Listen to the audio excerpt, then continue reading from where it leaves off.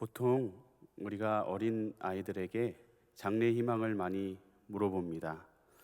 저도 이전에 한 고등학생에게 너의 꿈이 뭐니라고 물어봤더니 그 아이 한 여학생이었는데요. 이렇게 대답했습니다. 대통령이 되는 게 자기의 꿈이라 그랬습니다.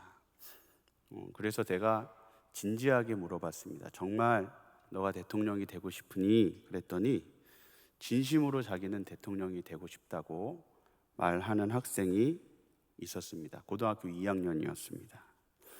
어떤 남학생에게 너의 장래 희망은 뭐니라고 물었는데 그 남학생은 과학자가 되는 거라고 말했습니다. 포항공대를 졸업해서 미국의 MIT를 졸업해서 훌륭한 과학자가 되겠다라고 말했습니다.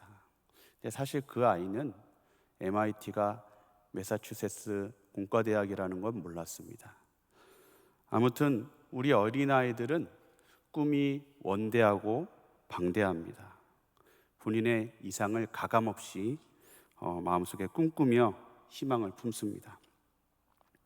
근데 인생을 살아가다 보면은 삶이 그렇게 쉽지 않다는 걸 아는 것 같습니다.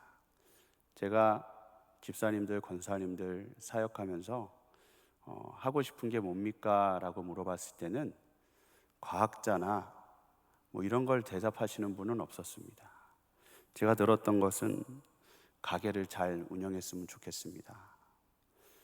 작은 빌딩이라도 하나 사서 그 눈치 보지 않고 가게를 했으면 좋겠습니다. 이런 얘기를 했습니다. 세상을 좀 경험해보고 나니 실패도 경험하고 쓰러지기도 하고 벽에 부딪히기도 하면서 녹록지 않다는 것을 알게 됩니다.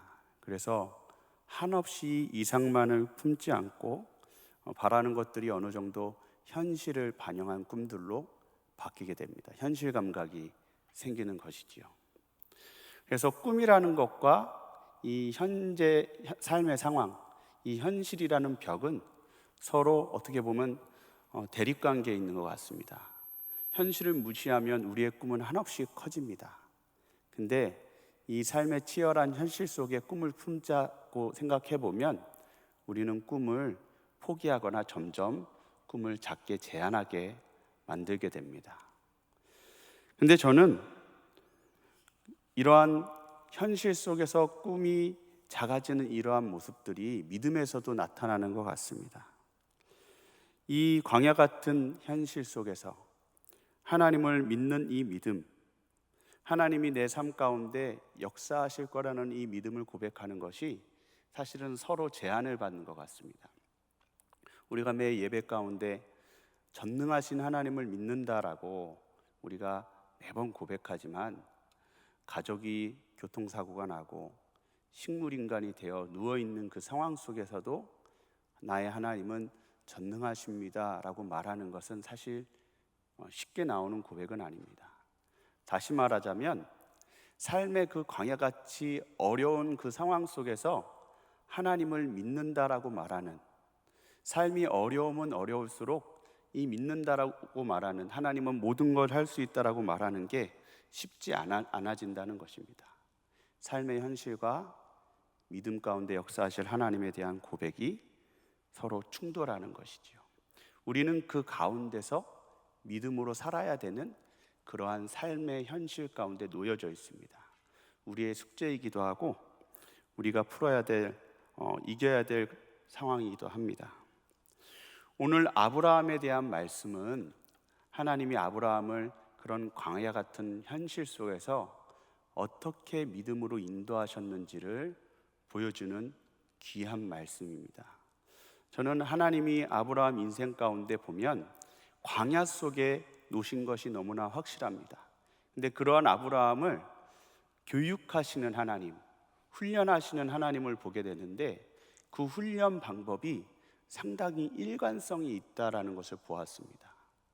그래서 그러한 일관성은 아브라함에게만 적용되는 것이 아니라 지금 똑같은 지구상을 살아가는 우리에게도 하나님이 요구하시고 훈련하시는 방법이라고 저는 생각합니다.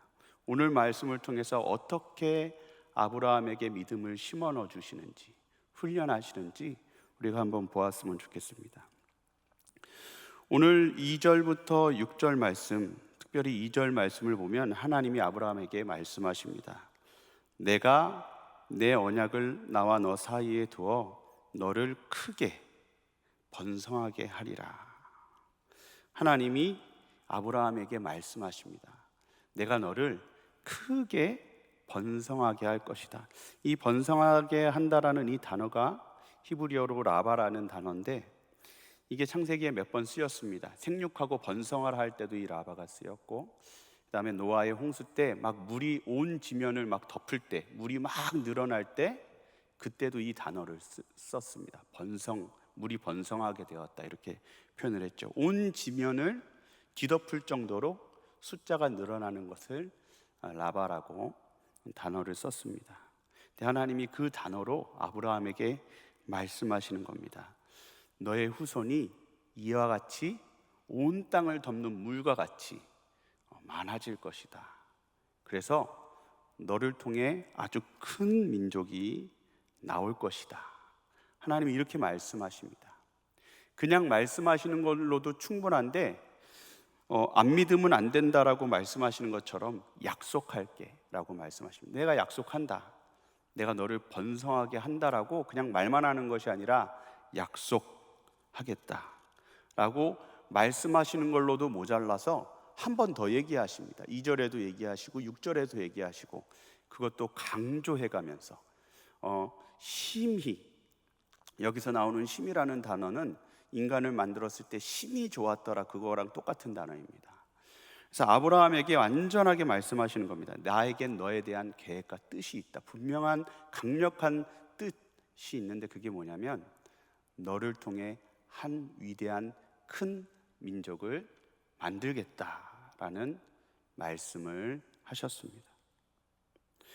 이 말씀이 사실로 와닿았을 때 아브라함이 얼마나 감사했겠습니까? 100억을 준다는 그런 선물을 받은 것처럼, 복권에 당첨된 것 그 이상처럼 아브라함에게 놀라운 영광의 소식이었습니다. 근데 문제는 무엇이냐면, 그 약속만 본다라면 너무나 즐겁고 행복하고 기뻐서 뛰놀 것 같은데, 그 약속을 받고 있는 아브라함의 상황, 그 약속을 믿어야 되는 아브라함의 상황은 어떻습니까? 완전히 하나님이 말씀하시는 약속과는 정반대의 상황입니다. 상황이 좋아지는 것도 아니고 더 나빠지고 있습니다. 한 민족의 아버지가 된다? 만약에 한 민족의 아버지가 되려면 적어도 우리 눈에 가시적으로 뭐가 이루어지는 것들이 보여져야 될 텐데, 민족이 되려면 자녀를 많이 낳아야 될 텐데, 아브라함은 어떻습니까? 자식이 없습니다. 점점 시간은 흘러가고 지금 오늘 본문의 나이는 사라가 89살이고 아브라함이 99살인데 자녀가 없습니다. 그리고 이제 아내는 자녀를 낳을 능력이 없습니다.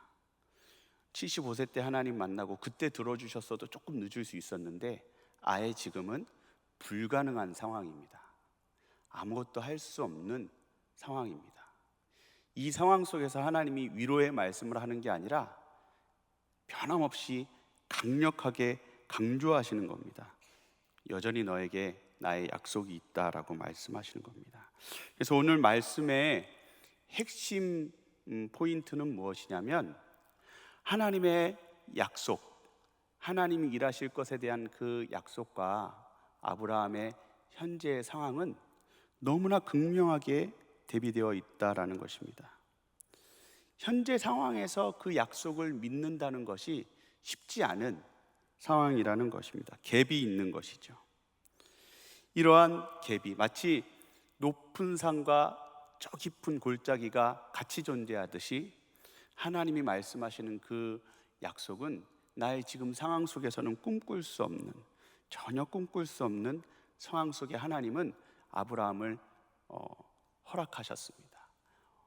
허락하신 정도가 아니라 일부러 걷다 집어넣으신 것 같습니다. 더 그 상황이 악화될 때까지 자기의 힘으로는 아무것도 할 수 없을 때까지 하나님은 기다리신 것 같습니다.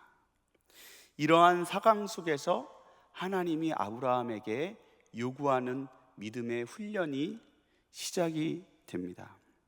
이게 오늘 말씀에 나와 있는데, 저는 특별하게 보는 부분이 무엇이냐면, 하나님이 아브라함에게 그냥 이렇게 될 것을 믿어라 이렇게 말씀하시고 끝난 것이 아니라는 것입니다. 믿어라라고 강조하시고 끝난 게 아니라 한 가지 실천하게 만드십니다. 그게 뭐냐면 이름을 바꾸라는 것이었습니다. 5절에 보면 아브라함아 이제 너 이름을 바꿔라. 너가 이제까지는 이름이 아브람이었는데, 아브라함의 뜻은 존귀한 아버지, 상당히 고귀한 아버지 이런 뜻입니다. 너는 이제까지 아브람이었는데 아브라함이라고 이제 불러야 된다. 이 아브라함이라는 말의 의미는 다 아실 겁니다. 많은 민족의 아버지. 내 밑으로 수많은 자손들이 있고 그 시조가 바로 나라는 겁니다. 너 이름을 그렇게 바꿔야 된다라는 말씀을 하십니다. 이게 사실은 상당히 낯뜨거운 상황이라는 걸 여러분 알게 될 것입니다. 제가 좀 그 상황 속으로 들어가 봤습니다. 아브라함 동네에 한 사람이 찾아와서 아브라함과 교제를 시작합니다. 아브라함과 인사를 나누고 아브라함한테 이름을 물어보는 거죠. 이름이 어떻게 되시나요? 그랬더니 아브라함이 내 이름은 아브라함입니다. 뜻이 어떻게 되시나요? 그랬더니 제 이름의 뜻은 수많은 민족의 아버지라는 뜻입니다. 그 손님이 물어봅니다. 이야, 엄청난 이름이네요. 그러면 현재 자녀가 얼마나 되시나요? 우리 동네에 자녀를 가장 많이 둔 집이 12남매입니다. 이 12남매는 제가 경험한 사람 중에서 가장 많은 형제가 12남매더라고요. 12남매 있는데 지금 자녀가 몇 명 되시나요? 아브라함이 대답합니다. 저는 자녀가 아직 없습니다. 이분이 당황해서 물어보겠죠. 지금 자녀가 없으면 이제 애를 낳아야 될 텐데 대뜸 봐도 좀 아브라함이 늙어 보이는데 물어봅니다. 요새는 좀 노산할 수도 있죠. 60세에 낳은 분도 있다는데 지금 혹시 동안이신 건가 노안이신 건가 몇 살이신가요? 물어봤더니 아브라함이 99살이라고 얘기합니다. 사람들 보기에 말도 안 되는 이름이라는 것이죠. 근데 그 이름을 가지고 사람들한테 불러달라고 요구합니다. 저의 이름을 열국의 아비, 많은 민족의 아비라고 불러주세요. 이걸 부탁하는 그 순간 자기 마음속에 충돌이 일어나는 거죠. 지금 나는 자녀가 하나도 없는데 나를 열국의 아비로 불러야 된다. 현실의 그 상황과 하나님이 주신 이름과 충돌합니다. 아내가 자기 이름 부를 때도 열국의 아버지 밥 먹으러 오세요. 그러면 이제 아내한테 말하는 거죠. 열국의 어머니 같이 밥 먹읍시다. 이렇게 서로 주고받으면서 서로를 열국의 아버지라고 하는데 지금 현실은 어떻습니까? 전혀 그렇지 않거든요. 최악의 상황이거든요. 그럼에도 불구하고 하나님은 하라고 말씀하시는 겁니다. 너의 이름을 불러야 된다. 새 이름을 불러야 된다. 그래서 결국은 입에 착 달라붙을 때까지 자기 이름을 열국의 아버지라고 부르는 행위를 해야 했습니다. 입장 바꿔 생각해 보십시오. 작은 가게를 운영하시는 성도님에게 프랜차이즈 회장님 이렇게 불러본다고 생각해 보십시오. 우리 목사님들은 부흥사 내지는 이렇게 불러보라고 해보십시오. 이게 낯뜨거워서 사실 말 못하거든요. 위대한 지도자라고 저를 불러주세요 이렇게 말 못하잖아요. 근데 지금 아브라함은 하나님이 주신 이름을 자기 이름으로 받아들여야 되는 과정을 겪었습니다. 그리고 어떻게 되는 것입니까? 생각을 바꾸는 것입니다. 지금 내 모습과 상관없이 이제 하나님이 주신 이름이 내 이름이다. 더 이상 내 상황에 얽매여서 하나님 주신 이름을 안 부르는 것이 아니라 이제 내 상황과 상관없이 하나님은 그렇게 역사하실 것이다. 내가 믿었을 때 이 이름이 내 이름으로 내가 쓰게 되는 것입니다. 그래 나는 누가 뭐라 그래도 옆집 아저씨가 나를 경멸하고 옆집 아줌마가 나를 조롱하고 지나가는 아이들조차 나를 비웃는다 할지라도 나는 이 이름이 실제로 이루어질 것으로 믿고 위대하게 이름을 부를 것이다. 나는 열국의 아비다. 자기 이름으로 받아들이게 그런 과정을 걸쳤는데 이게 누구의 뜻이었습니까? 하나님의 뜻이었습니다. 하나님이 믿음을 갖기를 원하셨는데 하나님이 원하시는 그 믿음이라는 것은 어떤 것이냐면 내가 믿습니다라고 말하는 것으로 끝나는 것이 아니라 정말로 믿는다면 그렇게 된 것을 마음속에 받아들이고 생각하고 삶 속에 그렇게 행동하도록 생각이 바뀔 때까지 하나님은 훈련하셨다라는 것입니다. 생각을 바꾸는 훈련, 이게 하나님의 훈련의 방법입니다. 근데 이러한 일들을 하나님이 처음 하시는 것이 아니라 사실은 창세기 15장에 먼저 하셨습니다. 저는 그래서 창세기 15장의 그 사건이 저는 다 아는 사건이지만 참 놀랐습니다. 사실 14장에 전쟁이 있었습니다. 소돔과 고모라 이렇게 5부족씩 서로 전쟁을 할 때 아브라함이 전쟁에 한번 갔다 오고 나서 두려움을 느꼈던 것 같습니다. 그 두려움 속에서 하나님이 아브라함에게 말씀하십니다. 내가 너의 방패고 내가 너의 상급이다. 두려워하지 말아라 라고 했을 때 아브라함은 자기가 너무 자손이 없고 힘이 약하다는 것을 느꼈던 것 같습니다. 그래서 아브라함이 하나님 앞에 이제 자기의 연약함을 고백하죠. 하나님, 나는 큰 민족을 이뤄야 되는데 지금 자식이 하나도 없습니다. 어떡합니까? 라고 얘기했을 때 하나님이 다시 약속을 확인해 주시면서 너는 큰 민족의 아버지가 될 것이고 너의 자녀가 너를 이을 것이다 라고 말씀하시면서 하나님이 아브라함한테 한 가지 훈련을 하시는데 그게 뭐냐면 너 밖으로 좀 따라 나와라 라고 말씀하십니다. 아브라함이 하나님 따라 밖으로 나갔는데 하나님이 하늘의 별을 보라고 말씀하십니다.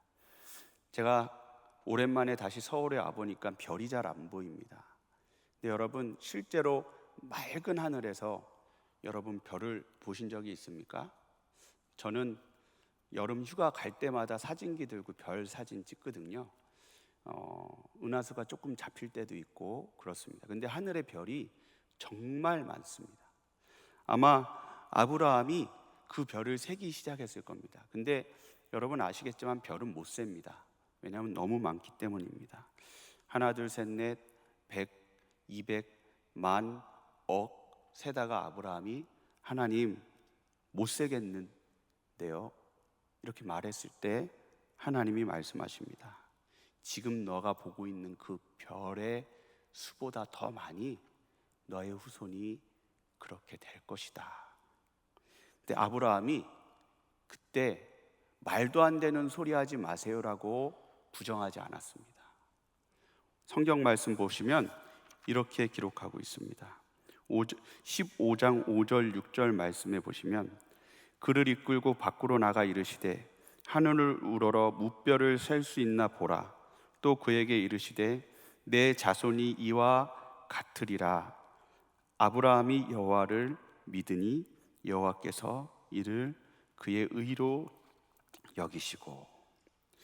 아브라함은 하나님이 그렇게 수많은 별들을 세고 포기하는 그 순간에 이게 바로 너의 자손이다 라고 얘기했을 때 아브라함이 그걸 사실로 받아들였다는 것입니다. 이제부터 그가 생각했던 자손에 대한 그림이 별의 그림이 되는 것입니다. 믿음이란 무엇인가? 믿는다면 그냥 말로 그치는 것이 아니라 그렇게 된 것을 머릿속에 그릴 수 있어야 됩니다. 그것이 믿음입니다. 어떤 현재 상황이 나아지는 어떤 근거가 보여서 현재 상황이 조금 진전이 되고 이제 하나님 말씀이 이루어지 어느 정도의 그 마음속에 근거가 보여서 이제는 좀 내 후손들이 태어나겠구나 이런 변화가 보여서 머릿속에 그려내는 것이 아니라 아브라함이 좀 99세이지만 기력이 새로워지고 건강해졌고 숨도 안 차는데 이러면 자녀 낳을 수 있겠지라는 어떤 변화의 모습이 보여서 머릿속에 그 별과 같은 자손을 받아들인 것이 아니라 전혀 지금의 상황은 아무것도 바뀐 것이 없지만, 나는 여전히 자녀가 없고 나는 아무것도 할 수 없는 이 상황이지만, 하나님이 일하셔서 앞으로 자손을 만들어 가실 것을 그냥 머릿속에 받아들이는 것, 생각을 바꾸는 것, 현재 모습을 가지고 그리는 것이 아니라 하나님이 보여주시고 일하실 것을 그냥 머릿속에 그리고 받아들이는 것, 이게 믿음이다라는 것입니다. 그래서 믿음은 우리의 생각이 바뀌어야 하는 것입니다. 하나님이 일하시는 것이 우리 눈에 그려져야 됩니다. 이미 하나님이 일하셔서 역사하실 모습들이 우리 머릿속에 보여야 됩니다. 이것이 믿음입니다. 성경의 믿음의 사람들은 그렇게 하나님을 믿었습니다. 다윗이 시편 27편에 보면 이렇게 고백합니다. 내가 산자들의 땅에서 여호와의 선하심을 보게 될 줄을 확실히 믿었도다. 여러분, 이 고백이 어떻게 나온 고백인가 하면, 다윗이 이렇게 원래는 12절에 고백했습니다. 하나님, 내 생명을 대적들의 손에 맡기지 말아 주십시오. 지금 수많은 대적들이 나와 싸우고 있는 것입니다. 내가 살지 죽을지 장담할 수 없는 상황입니다. 까딱 한눈 팔면 화살과 창이 날라와서 내가 죽을 수 있는 그 긴박한 상황 속에서 다윗은 살려주세요, 하나님이 살려주실 수 있음을 믿습니다, 이렇게 기도하다가 기도가 바뀌는 거죠. 살려주심을 믿습니다가 아니라 이미 내가 살았습니다. 내가 산자들의 땅에서 하나님이 일하신 것들을 찬양하게 될 것입니다. 이게 다윗의 믿음이었습니다. 살려줄 것을 믿으니까 그 다음을 보는 것입니다. 하나님이 나를 살려주셔서 내가 돌아가서 이미 산자들의 땅에 있을 것이다. 믿음이란 무엇입니까? 이미 하나님의 일하심을 마음속에 그려낼 수 있어야 됩니다. 그 이후의 모습을 볼 수 있는 것이 믿음입니다. 내가 죽을 것이다 라고 두려워하고 떨고 현재의 상황에 갇혀 있는 것이 아니라 그 이후를 볼 수 있어야 된다는 것입니다. 사도 바울도 죽을 만큼 힘들게 싸우면서 복음을 증거했을 때에 골로새서 1장 23절에 보면 이 복음을 전하면서 뭐라고 표현하고 있냐면, 이 복음은 천하 만민에게 전파된 바다라고 선포하고 있습니다. 이것이 무슨 얘기입니까? 지금 복음은 로마에도 다 전해지지 않은 상황이지만 바울은 이미 이 복음이 온 세계를 정복할 것을 믿음으로 바라보고 있었다라는 것입니다. 원래 복음의 시작은 아주 작았습니다. 제자 공동체 500명, 부활을 본 500명, 그거밖에 안 됐습니다. 근데 예수님은 그들에게 뭐라고 말씀하셨습니까? 그 미래를 선포하셨습니다. 너희가 권능을 받고 온 유대와 사마리아와 땅 끝에 증인될 것이다. 지금 모습을 가지고, 조금 부응하는 모습을 가지고 말씀하신 게 아니라 이미 이루어질 모습을 예수님은 선포하셨습니다. 제가 대학 시절에 언더우드 선교사의 기도를 읽고 제가 큰 감동을 받았습니다.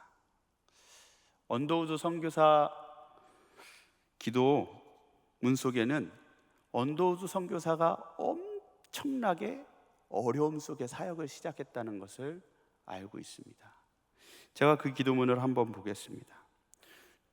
주여, 지금은 아무것도 보이지 않습니다.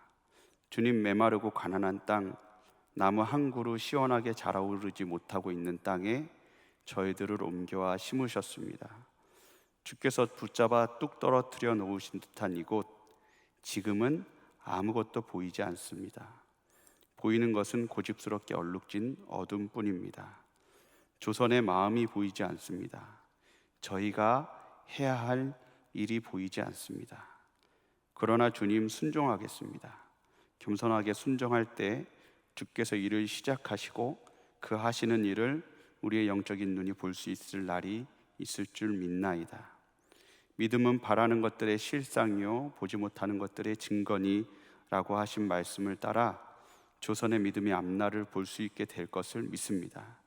지금은 우리가 황무지 위에 맨손으로 서 있는 것 같사오나 저희들이 우리의 영혼과 하나인 것을 깨닫고 하늘나라의 한 백성, 한 자녀임을 눈물로 기뻐할 날이 있음을 믿나이다. 지금은 예배드릴 예배당도 없고 학교도 없고 그저 경계와 의심과 멸시와 천대함이 가득한 곳이지만 이곳이 머지않아 은총의 땅이 되리라는 것을 믿습니다. 주여 오직 제 믿음을 붙잡아 주소서. 저는 이 언더우드의 그 기도가 모든 것을 말해주는 것 같습니다. 언더우드가 세운 학교도 있고 보시다시피 우리 교회도 언더우드가 세웠습니다. 저는 다시 한번 모셔오고 싶어요. 언더우드를 모셔왔을 때 언더우드가 어떤 반응을 보일지. 언더우드가 처음 있을 때는 아무것도 없었습니다. 혼자밖에 없었습니다. 조선인들이 두 손 들고 환영해 주지도 않았습니다. 서양 귀신이라고, 그 다음에 도와준다 그래도 아니라고, 도움 필요 없다고 거부하는 그 상황 속에서 하나님이 일하실 것을 믿는 것이 쉬운 일이 아니었습니다. 언더우드가 기도를 많이 한 것 같습니다. 그래서 언더우드가 어떤 기도를 드리기 시작했습니까? 하나님 반드시 일하신다. 하나님 반드시 이 조선 땅에 지금은 아무도 안 믿지만, 아무도 좋은 반응 안 보이지만 하나님 반드시 일하신다. 이게 한 단계 더 나아가면 어떻게 되는 거죠? 오늘 기도문처럼 그러면 이 땅에 변화가 있겠구나.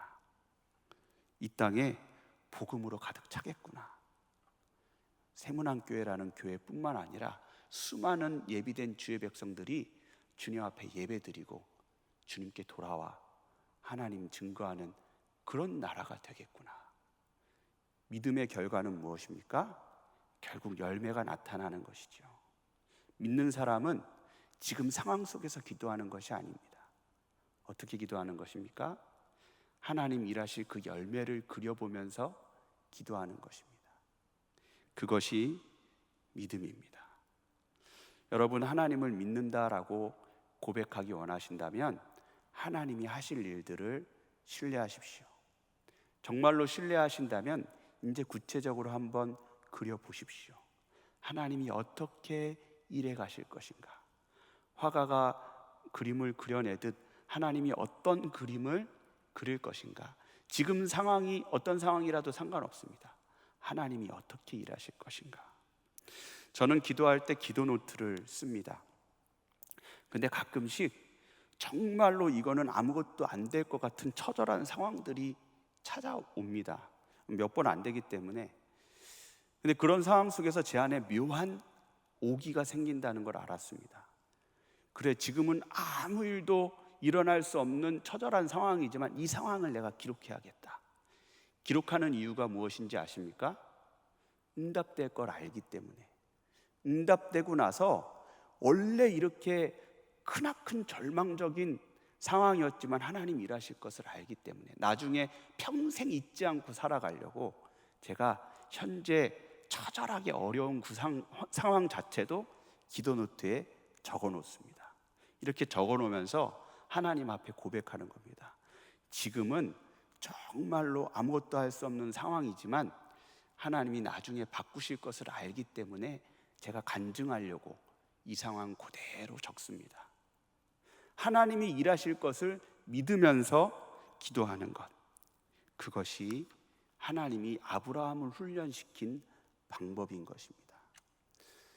그래서 저는 이거를 하나님의 프랙티스, 하나님의 훈련이라고 말하고 싶습니다. 여러분에게도 동일한 적용을 했으면 좋겠습니다. 여러분 삶에 지금 그 상황대로 그냥 영원할 거라고 생각하지 마십시오. 생각을 바꾸십시오. 하나님 분명히 일하십니다. 두렵고 내가 아무것도 할 수 없을 것 같아 보이지만 두려워하지 마십시오. 내가 능력 주시는 자 안에서 나는 모든 것을 할 수 있습니다. 하나님이 하게 하시면 나는 할 수 있습니다.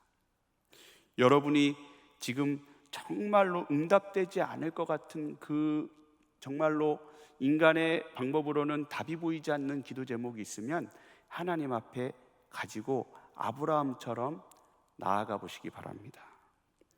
결혼해야 되는데 결혼을 안 하고 있는 따님이 있습니까?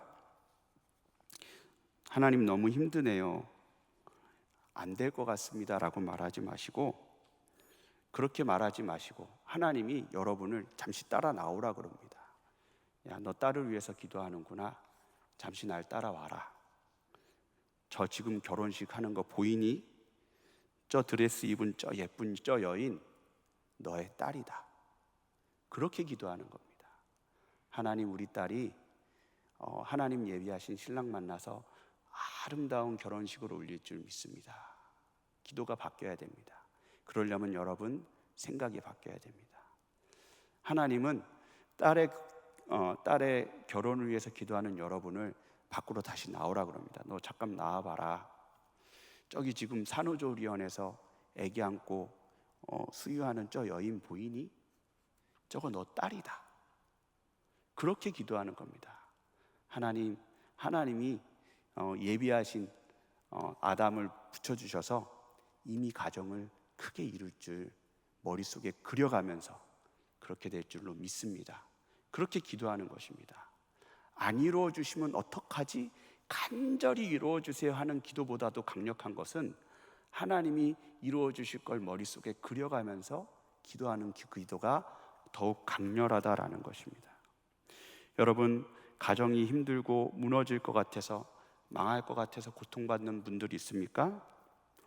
그런 분들을 하나님이 또 불러내십니다. 잠깐 너 따라와라. 저기 저 가정 보이니? 천국에서 함께 손잡고 기도하며 즐거워하는 저 가정, 그거 너희 가정이야.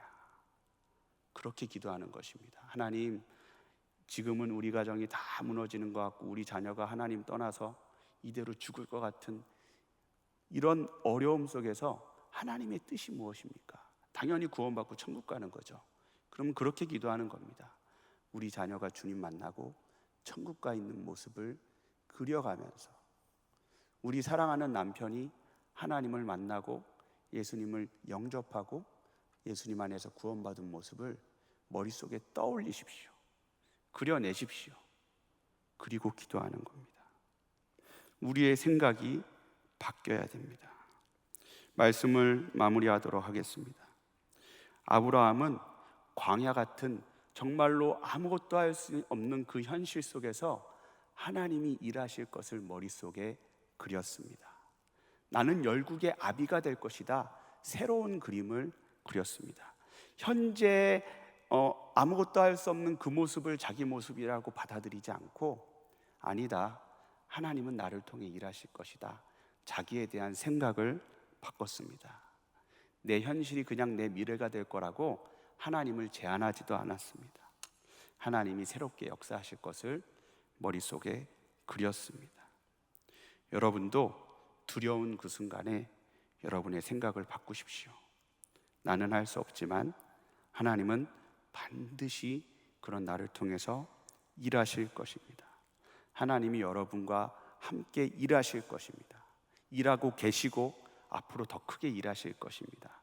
여러분을 통해서 죽은 자를 살리실 것이고, 가난한 영혼들, 하나님 모르는 영혼들 여러분 통해서 만나게 하실 것입니다.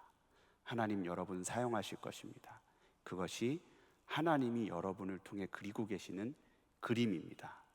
그렇다면 여러분이 하나님께 쓰임받고 계신 그 모습을 받아들이시기 바랍니다. 기도하겠습니다. 하나님 아버지, 감사합니다. 하나님, 우리의 상황을 볼 때 정말로 나는 아무것도 할 수 없고 이대로만 간다면 하나님 이대로 망해버릴 것 같은 이 광야 속에 우리가 살고 있습니다.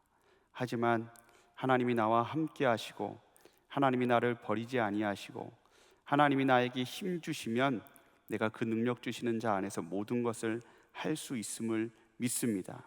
하나님이 나를 통해서 위대한 일을 이루시고 죽은 자를 구원하시고 놀라운 일을 행하실 그 미래를 온전히 우리가 꿈꾸며 기뻐하며 그 미래를 향해 나아갈 수 있도록 하나님 도와주시옵소서.